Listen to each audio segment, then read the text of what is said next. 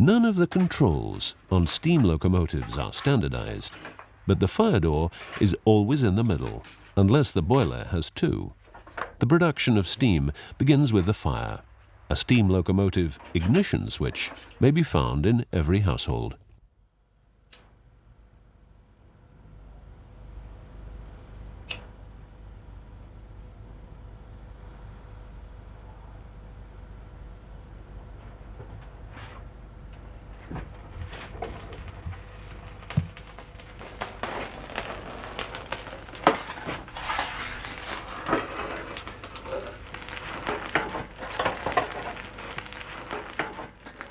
When a locomotive is lit, it will take at least 4 hours, and possibly a lot longer. The boiler must be allowed to expand evenly to avoid stresses. Too much of a hurry here may cause damage to the boiler. If necessary, wood may be used a little longer because it gives off less heat.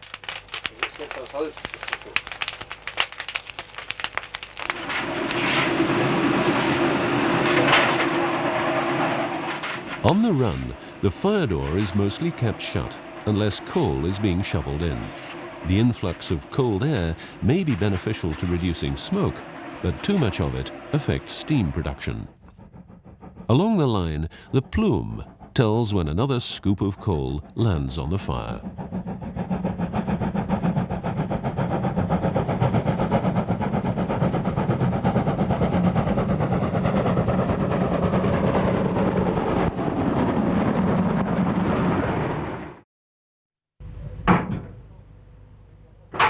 When a boiler has just been lit, smoke slowly curls from the chimney.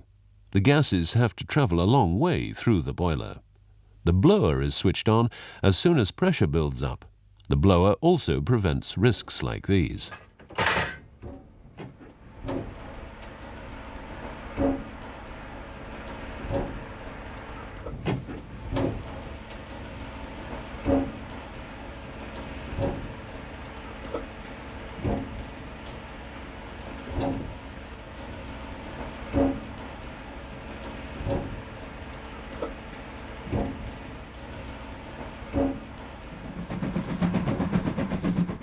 The blower is also used on the run when the train approaches a station, for instance.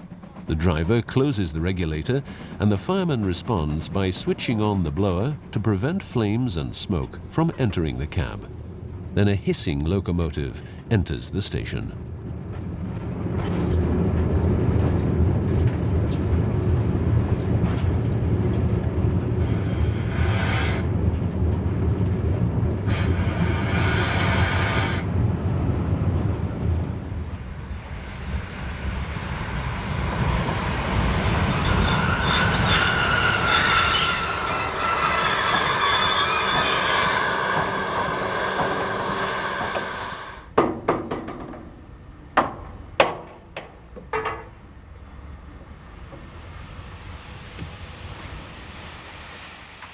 The blower is a simple device, a round tube with holes near the top of the blast pipe.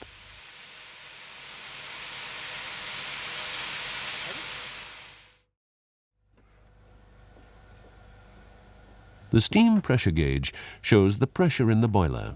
The red line marks the maximum working pressure of this boiler, which is 16 bar or 227 psi.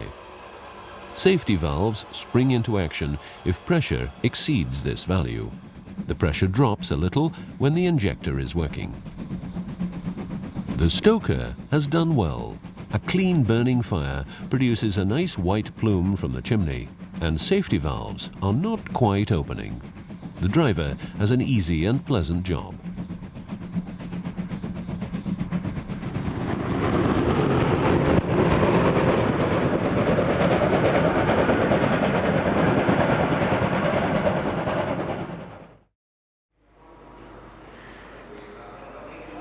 Water gauges provide the most important information on a steam locomotive. Virtually all boiler explosions can be traced back to water levels dropping too low, subsequently causing fatal firebox failures.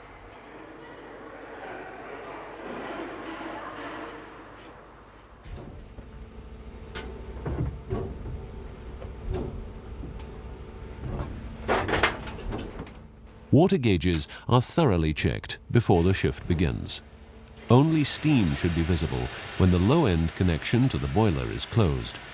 Only water should be visible when the upper connection is closed.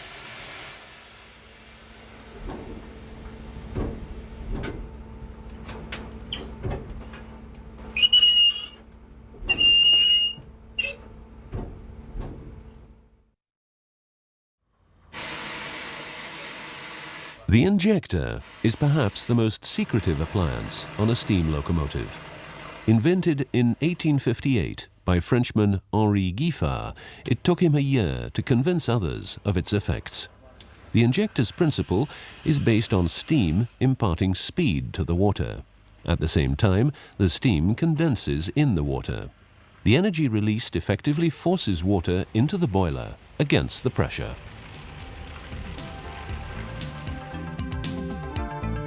The injector is started by a small jet of steam through the converging steam cone. A mix of steam and air escapes from the overflow pipe, whilst water is drawn into the converging combining cone. Once the combining cone is flooded, the steam supply is fully opened. In the combining cone, steam mixes with cold feed water and condenses. A solid jet of hot water enters the diverging delivery cone. The velocity is then converted into sufficient pressure to lift the clack valve against the boiler pressure.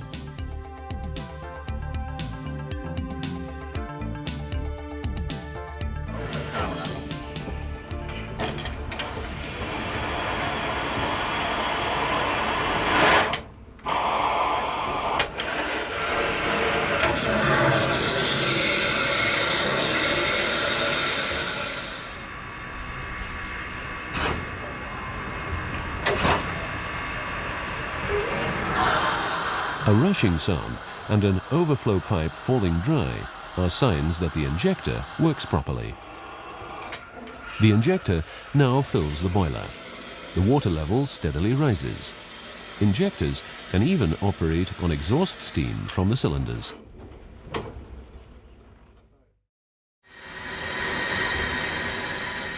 A mechanically driven oil pump feeds oil to cylinder pistons and valves. It is located on the left side of the boiler backhead on most German locomotives. The pump is driven by a return crank on the last left-hand driver.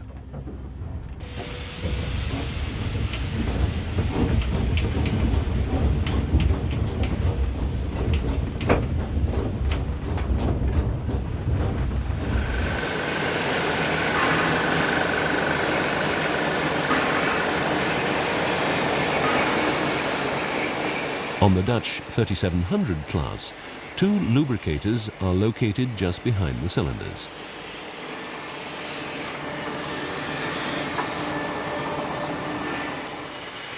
They are driven by the crosshead through levers which are not parts of the valve gear.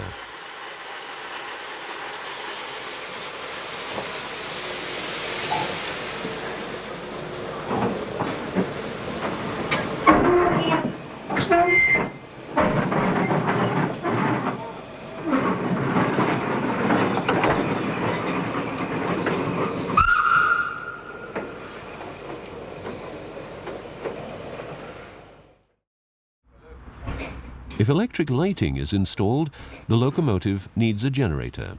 The generator is actually a generator and a small steam turbine sharing the same shaft. It starts with a typical whine when the steam supply is open.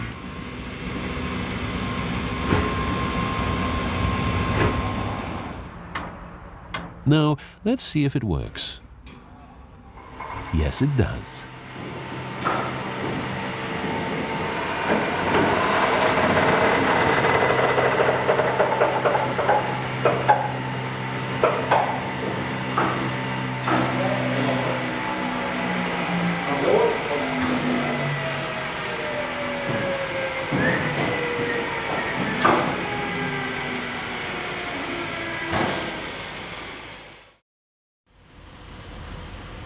To provide a comfortable ride in the winter, the train is heated by tapping steam from the boiler. Most passengers will be unaware of the extra demands imposed on the boiler and stoker. Similar to the air brake, a steam heating hose runs the length of the train with flexible couplings between the coaches. So diesels, replacing steamers, needed a separate train heating boiler.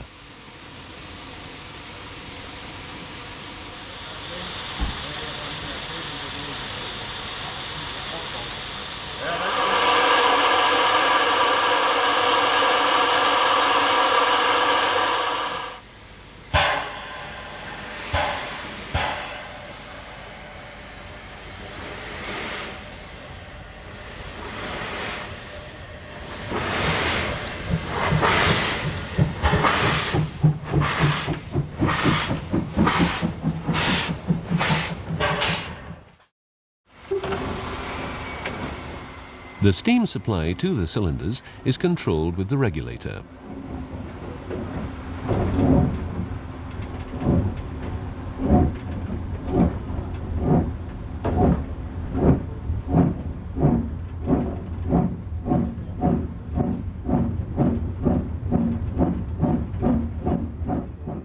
On this engine, the driver pushes the handle sideways to give steam.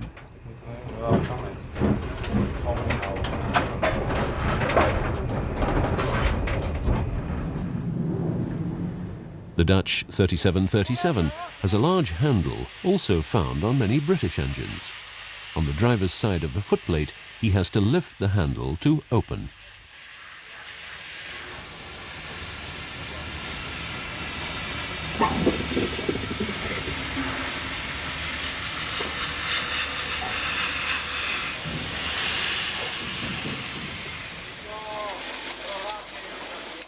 On the Czech 475-111, the regulator looks like a brake handle. Many Austrian locomotives had similar handles. The handle is linked to a rod running outside the boiler to the steam dome.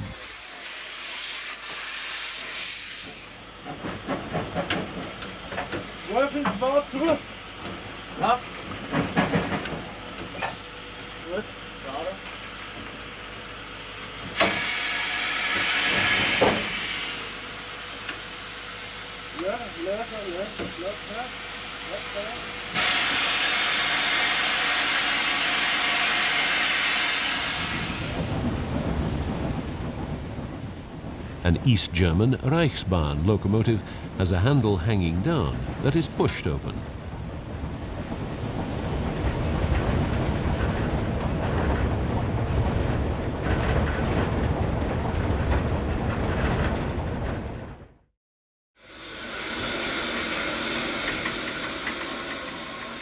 The reverser allows the driver to choose the direction of travel and the amount of cutoff.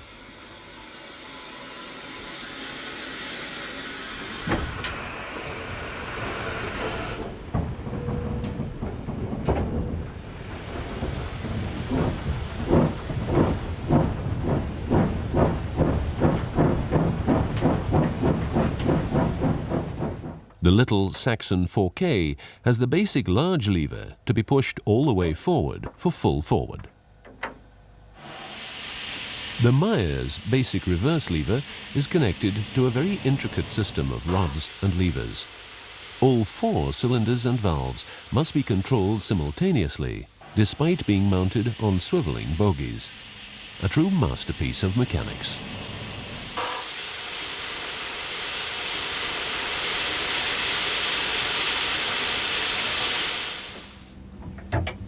Most commonly, the reverser is a hand wheel. The bigger the locomotive, the longer the connections to the valve gear. All that should be well oiled. We'll spare you the profanities of drivers who had to run an engine with a blocked reverser.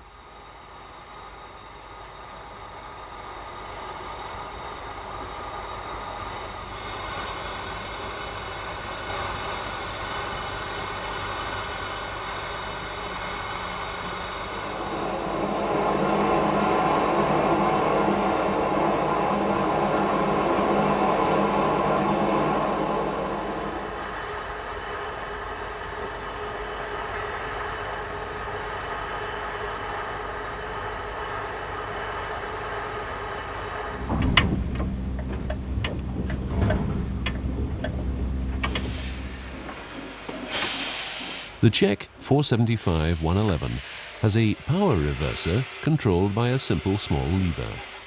Full forward or full reverse is quick and easy on this large 482. Cylinder cocks allow any accumulation of water in the cylinders to escape. As opposed to steam, water does not compress and may burst a cylinder cover or damage rods. Steam admitted to the cylinder drives the water out. The cylinder cocks are controlled from the footplate by rods. They are used when the locomotive is started after a long standstill or to preheat the cylinders.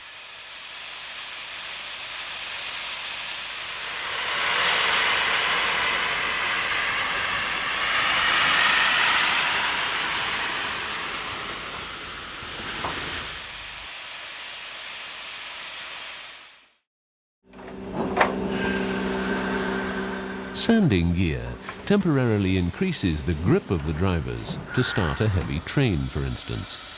The sand is either carried in sand boxes or hot and dry atop the boiler in a sand dome. From there, sand pipes deliver it close to the drivers. A sander can make the difference between getting a train started or not, or reaching the top of a hill.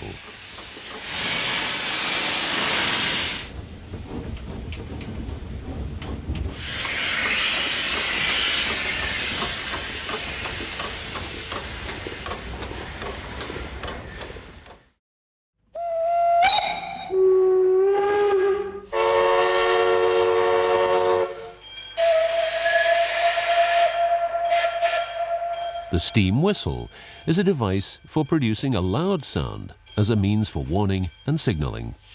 The whistle consists of an inverted bell or cup against which steam is directed from an annular nozzle. The steam inside the bell vibrates, producing the familiar loud sound.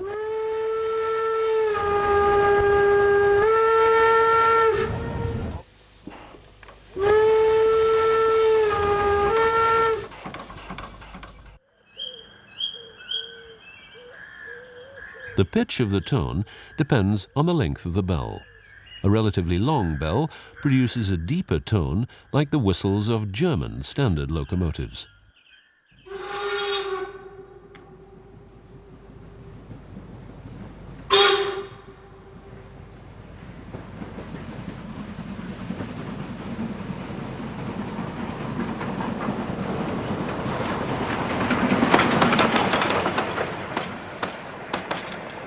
Many European whistles produce a shrieking and piercing sound.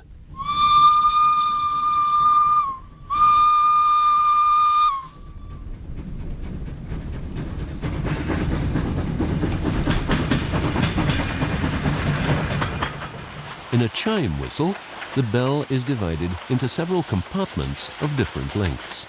They sound melodious and even melancholic at times.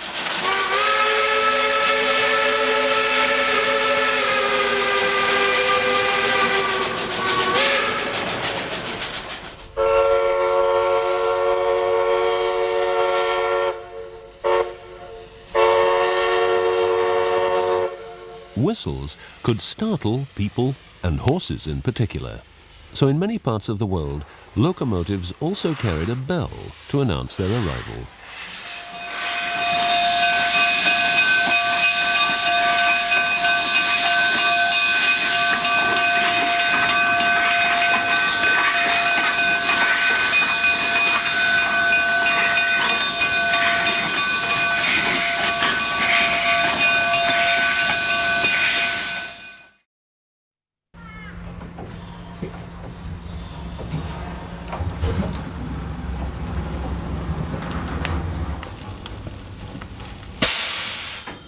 The compressor, or air pump, provides air to pressurize the train pipe and all reservoirs. The compressor is in fact a small steam engine without turning parts, save for the crank of the lubricator.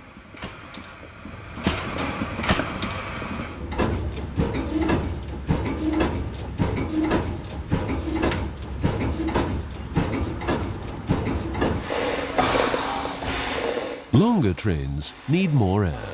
The Dutch 3737 has a single-stage compressor with a steam cylinder above and an air cylinder below. Large engines have more powerful compound compressors, in which both the steam and the air machinery use the compound system. The back pressure has yet to build up, so the compressor has to be started with caution.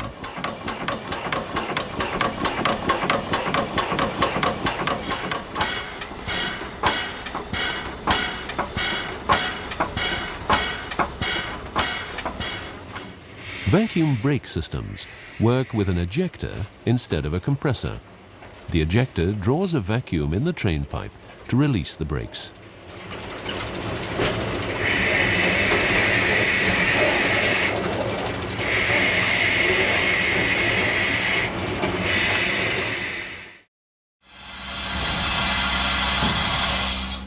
Locomotives with air brakes have two brake levers. The small one is for the locomotive only when it runs without a train. In regular service, the large lever controls all the brakes throughout the train.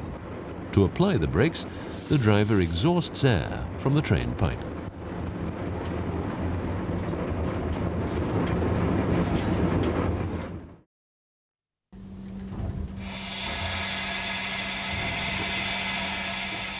The brake pressure gauge shows the pressure in the train pipe.